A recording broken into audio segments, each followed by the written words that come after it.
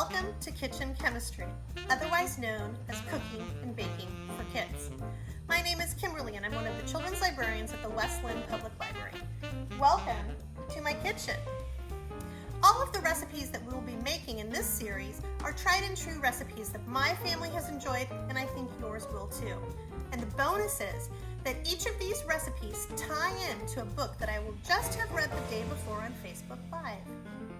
Most of these recipes will require little to no help from a grown-up, but if they do, you're always welcome to stop the video, prepare whatever it is you need help with, and then start again later in the day or even a few days later. I have to say there also might be a guest appearance by our little puppy Nina, or even my kids. All right, friends, let's get started with kitchen chemistry. Hi, friends. Today on Kitchen Chemistry, we're going to do something a little bit different. You guys have seen, probably in some of the Kitchen Chemistry videos, our little puppy Nina, and you've probably seen her in some of the other things we've done too. I thought it would be fun to make a treat for Nina today. So we are going to make dog bones, a treat, actually peanut butter dog bones for dogs, and we got it, hang on, we got that recipe from the book Cool Pet Treats that we have at the West Lynn Public Library. So you'll see Nina in a little bit after we're all done because we'll have her taste test the dog bones. Like usual, I'm going to give you a list of very specific tools you'll need to make the recipe, and then I'm going to share the ingredients that you'll need in their very specific amounts. And then, it's important, we'll read through the recipe together first before we start. Then we'll get started making dog treats.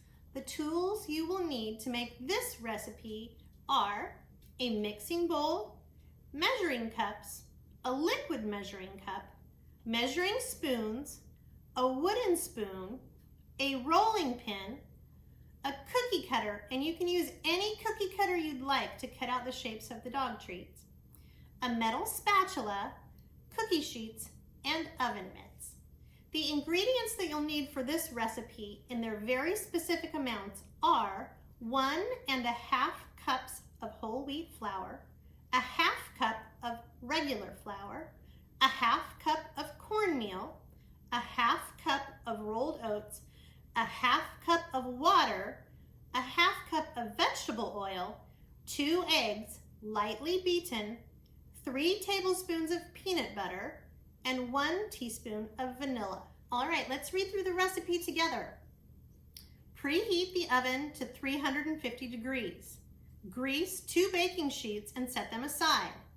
Whisk together the 2 kinds of flour, cornmeal, and rolled oats in a large mixing bowl. Make a well in the center of the dry ingredients. Put the water, oil, eggs, peanut butter, and vanilla in the well. Stir with a wooden spoon until mixed. Lightly flour a countertop. Form the dough into a disc and place it on the floured surface. Roll it out until it's about 1/4 inch thick. Cut the treats with a cookie cutter. Place them about 1 inch apart on the cookie sheets. Gather up the dough scraps, form them into a disc, and roll out the dough again. And repeat this until you have used up all the dough. Bake the treats for 10 minutes. Then open the oven and reverse the cookie sheets, baking for 10 more minutes. Turn off the oven and let the treats cool in the oven. They will turn hard as they cool.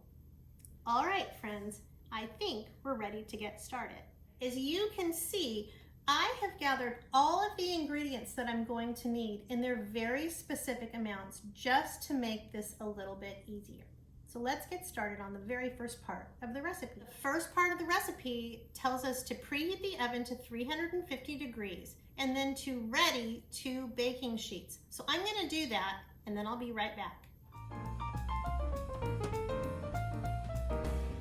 All right, next we whisk together the 2 different kinds of flour, the cornmeal and the oats. Now I'm going to say if you don't have 2 kinds of flour, the whole wheat and the regular, I've made these before with just regular flour and they turn out fine. So here we go.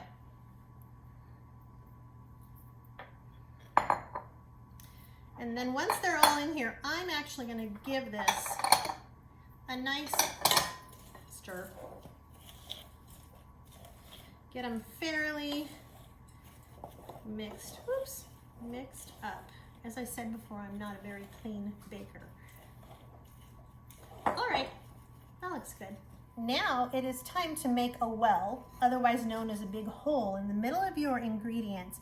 And we want to add then the oil, the water, the vanilla, the peanut butter, and the 2 eggs lightly beaten. So I actually have to pause before I add things and actually beat these. Now, like we said in another kitchen chemistry, you actually want to crack these in a separate bowl, because if there's something funky, you don't want to ruin the rest of the recipe. So I'm going to do that next.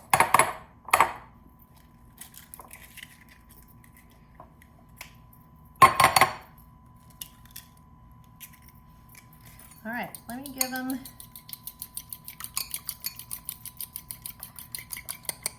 All right, that feels lightly beaten to me. So let's add these.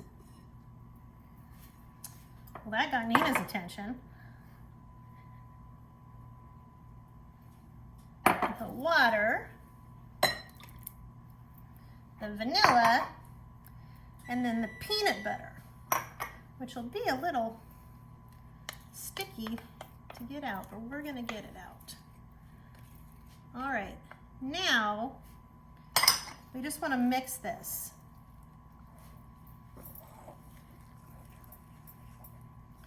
It'll take a little time to get them all mixed together. Now, I have to tell you guys that this, I took a bite of it. My kids have taken bites of this. You can eat these things that are in here. They're not salty. They're not sweet. They're probably like a crunchy little biscuit, but they're perfect for dogs. All right, let me just keep mixing. This is where elbow grease comes in. All right, I'm gonna mix, mix, mix, and we'll be back in a sec. All right, friends, my dough is nicely mixed up in one big chunk. The next thing the recipe says is to lightly flour a countertop. Now, every time that I make any kind of cookie that you need to roll out onto a countertop and use a rolling pin and use cookie cutters, I actually put a big amount of flour, a couple of handfuls, in a pie plate. This allows me to grab it here, throw it back on the counter, use it on my rolling pin, or what I like to do, and you'll see me, is to take my cookie cutters between each time I'm cutting into the dough and use that to flour them again. So you'll see this pie plate concept in action in just a bit. All right, I am flouring, probably not so lightly, the countertop and getting my ball of dough into a big, it says a disc, I call it a ball, just enough, and I always kind of double check that everything's floured on the bottom, just enough that you can roll it out with your rolling pin. Oops. All right, so it says to get the dough about a 1/4 inch thick. Now when I roll my dough, I actually will pick things up, kind of redo this, there's a clump, and put it down, just so that when you go to pick something off the bottom, it's not stuck. All right, I'm gonna keep doing this a few times, and then I'll come back when it's about a 1/4 inch thick. Well, my dough is about a 1/4 inch thick, so I'm going to use my cookie cutters to cut out the dog biscuits. What I wanna say though is I leave that big pile of flour in my pie plate and I dip it in here and kind of move it around every time between when I cut those cookies. It makes it so much easier, let me press down, to pull them out. Yay, can you guys see cute? Oh, is it gonna come out? Cute little bone shape. My hands are messy, but it's cute. So I'm gonna do a whole bunch of these, and then we'll be back to place them on the cookie sheets.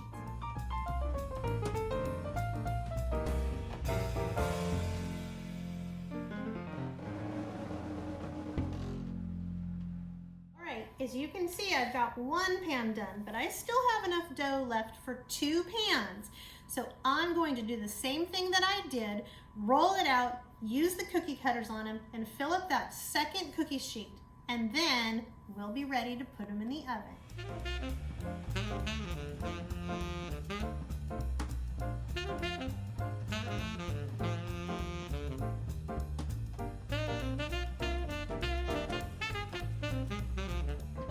You can see that I've got 2 different cookie sheets full of dog treats.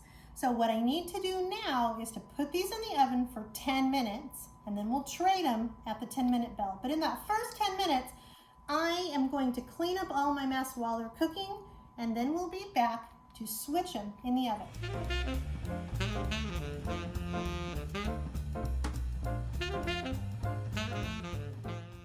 I just heard the timer go off. So I have 2 pans in there, one on top and one in the middle. I need to take them out, oh, there's the timer again, and switch them. So the cookie tray that was on the bottom needs to go on the top, and the one on the top is gonna go to the bottom.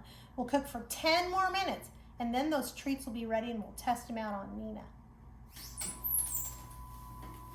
Can you smell those, Nina?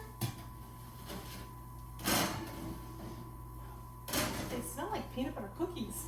All right, the timer went off for the second 10 minutes. So what I want to do is turn the oven off, and I'll open the door just a bit, and then it says to let them cool. And I'll probably let them cool for another 10-15 minutes, and they'll harden up a little bit into the dog biscuits. All right, my friends, I took my 2 cookie sheets out of the oven with the dog treats, and they've cooled down. So what I want to do next is put a couple of these on a plate, maybe just one, for Nina, and we'll see if they're librarian tested, but dog approved. I broke one up for you. Do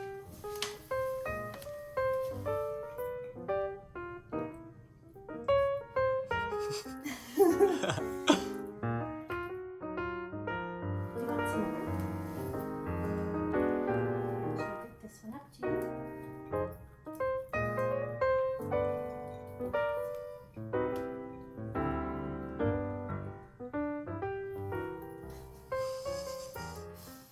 All right, friends, I would say these were definitely dog approved.